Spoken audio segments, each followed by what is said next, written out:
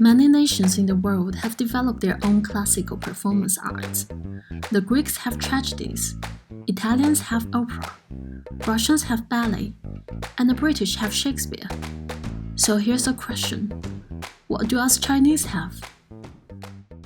Just like all the other audience, when I come to watch Kunqu performance, I come with a question deep in my heart to be answered. That is, who are we?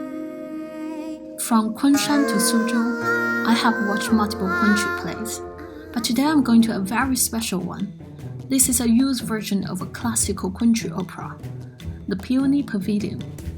The performers are all in their early 20s, even younger than me, and I want to attract the young audience back to this classical art form.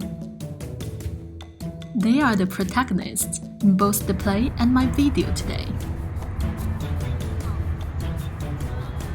While we're in a car, we can talk a little bit about the Kunqu Opera Institute. Right, so the Kunqu Opera Institute was established in 1921 when the Kunqu was in danger of disappearing. Hold on, I guess you may be already lost. What is Kunqu and why was it endangered 100 years ago? Let's have a quick intro about Kunqu, shall we? What we're talking about here is the oldest extant form of Chinese opera, starting in the Ming Dynasty and has been passed down through the generations of over 600 years. It is fair to say that Kunqu is the teacher of all the other forms of Chinese opera. Despite the variety of Chinese operas existing at the same time, Kunqu was still the preferred form of entertainment for the royalties and the scholars. So you may be asking, what is special about Kunqu? Well, the answer is the elegance. It's all about elegance. Kunqu is famous for its delicate movement, graceful gesture, and unique singing techniques.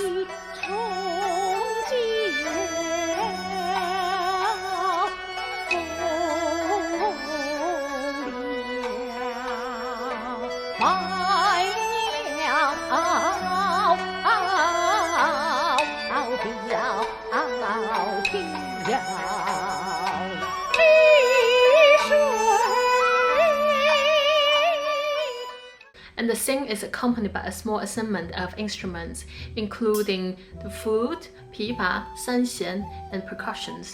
Just like the Chinese classical gardens, the development of Kunqu was also closely related to the scholars in the ancient China. This group of most well-educated people in ancient China wrote the scripts and poems for the play, funded the performance, and even provided venue for the plays within their own gardens. But as the time passing by, Kunqu started losing support from the royalty, and the scholar class was also shrinking. Its elegance became a hurdle for it to get popularity as a folk art. In the 19th century, the wars in China began. In this background, people no longer had the patience as well as the taste for such a poetic and subtle performance. Instead, they would prefer something more straightforward, exciting, and provocative. Kunqu almost lost its entire market. At this turning point, some forward-looking artists as well as businessmen started Kunqu Institute with the hope that the techniques and arts of Kunqu could be passed down to the next generations and be appreciated again in the future.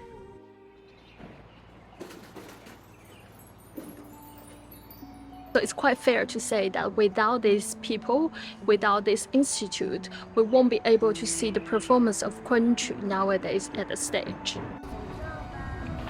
Nowadays, the Kunqu Institute has turned from a school to a small theater, where people can immerse themselves completely into the culture of Kunqu.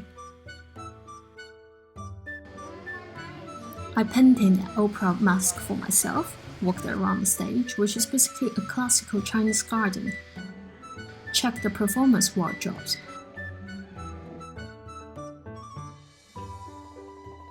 observed them putting on makeup and costumes, joined their rehearsal, and of course watch an authentic Kunqu performance, all in one evening.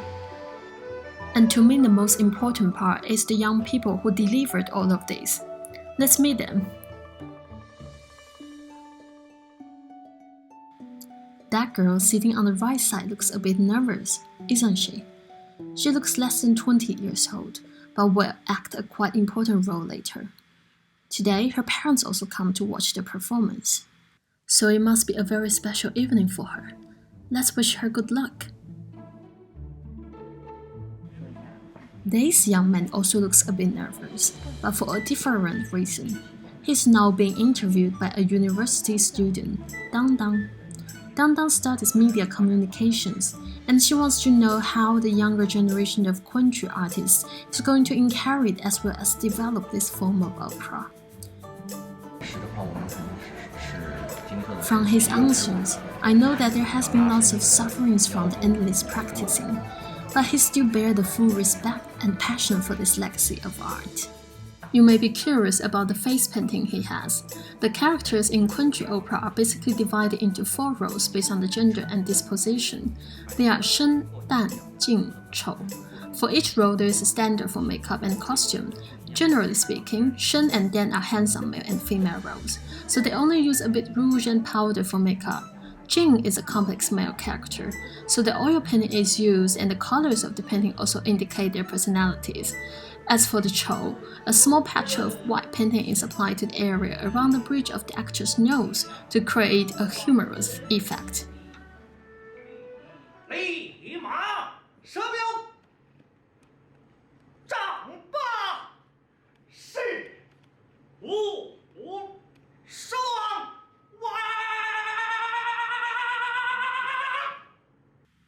And his colleagues trying really hard to not laugh in front of the audience. He's trying to be as serious as he should be because of what he's doing, showcasing the performing styles and cavities of different classifications of characters in Kunqu. There is a big audience in this room, and I guess he's just a bit shy when he's not on the stage.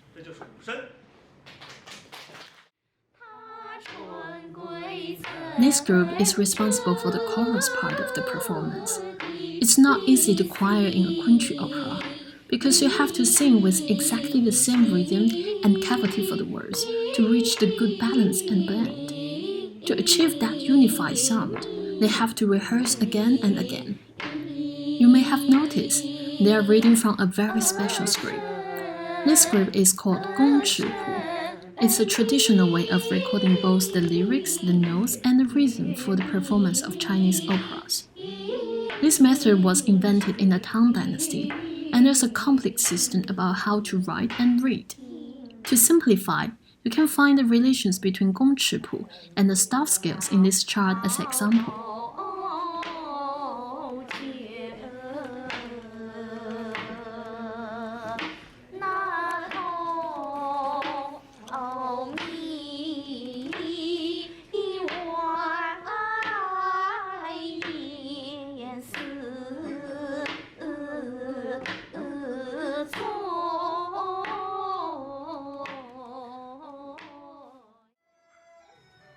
Finally, it's time for the performance. It's worth mentioning that all the vocals and instruments here are performed without mics. It's 100% natural and authentic. So let's enjoy it for a short while.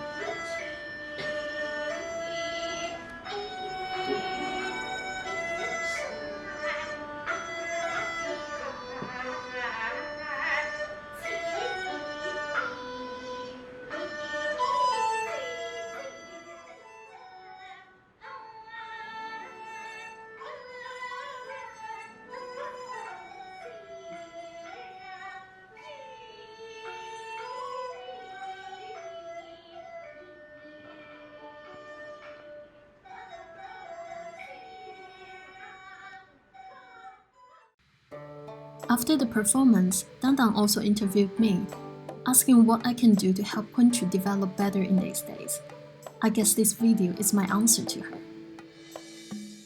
I hope Kunqu can come back to the daily life of the younger generations in China, because it represents a poetic lifestyle that once belonged to our ancestors, and the elegant aesthetics that's supported by high accomplishments in literacy. My peers should know that we have Kunqu just like the Greeks have tragedies, Italians have operas, Russians have ballet, and the British have Shakespeare.